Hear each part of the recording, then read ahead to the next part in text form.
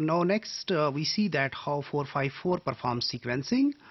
So far what we have seen in the previous sessions that in the 454 the fragments are amplified in a process called as emulsion PCR, and now those beads on which those sequences are, those amplified fragments are there, they will be then processed for sequencing. So it performs sequencing using a technique which we call it as pyrosequencing, which is based upon the principle of interacting the pyrophosphate molecule, which is released when a nucleotide is incorporated into the DNA. So whenever a nucleotide is incorporated into the DNA, a pyrophosphate molecule is released, as we see here in this equation. This pyrophosphate is used to generate ATP from adenosine phosphosulfate APS molecule, and then this ATP is then allowed to react with luciferase, and that gives a light signal. So here we see there is DNA polymerase, so it is incorporating the bases. So for instance, a base cytosine is coming, so it's been incorporated, and then there is the release of pyrophosphate molecule. Then this pyrophosphate molecule, in the presence of an enzyme sulfurylase, it reacts with adenosine phosphosulfate and converts that into ATP.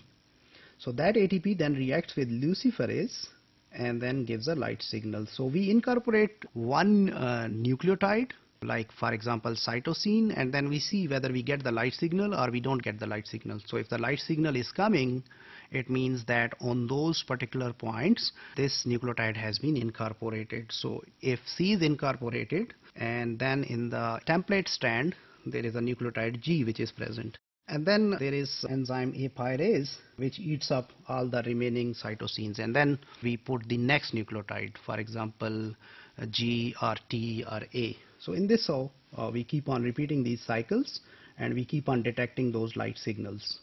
So in pyrosequencing, only one of the four nucleotides gets into the growing chain of the DNA wherever it is complementary to the template, and then the light signal is recorded into the pyrogram. So what happens here in pyrosequencing is that after the amplification, we take those beads and which are having those amplified fragments, and we load them into the pico titer plates. That plate is loaded with one fragment at a time, and that fragment has colonally amplified copies of the same sequence. And then we also put the necessary enzymes, so there are wells in the plates which are big enough to incorporate one bead at a time. So here we see all what is happening.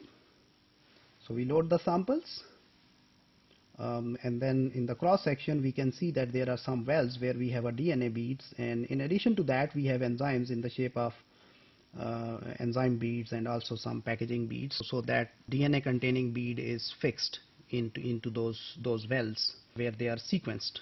So the plate is repeatedly washed with different DNTPs and plus different other reagents, and in this way there is a fiber optic device which is coupled with the machine, and there is a CCD camera.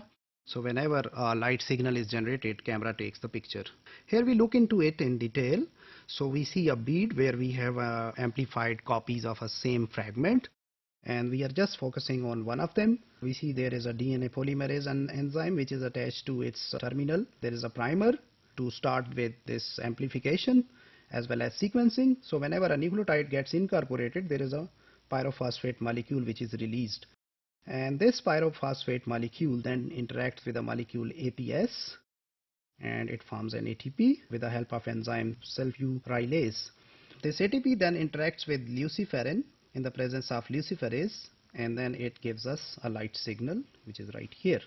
So the light signal is then detected and recorded in the shape of a flogram, where we can see that there are these bars which are having different heights. So whenever we get a signal after incorporation of a nucleotide, we will see the higher peaks are there. So first we do calibration. We have a sequence called as TCAG, which we use it in this corner right here, and then it helps us calibration. And if we focus on just say this region where we have high peak, where we have two T's been incorporated. And then if we move on to the next one, we see a blue color. So there is a C here. Again, there is a T, and then again there is a G and C and G, and there are two A's. So the height of this flogram tells us how many nucleotides have been incorporated. So it can be either 1 mer, 2 mers, 3 mers, or 4 mers. So in the end, what so far we have seen here is that 454 performs sequencing with a process called as spirosequencing.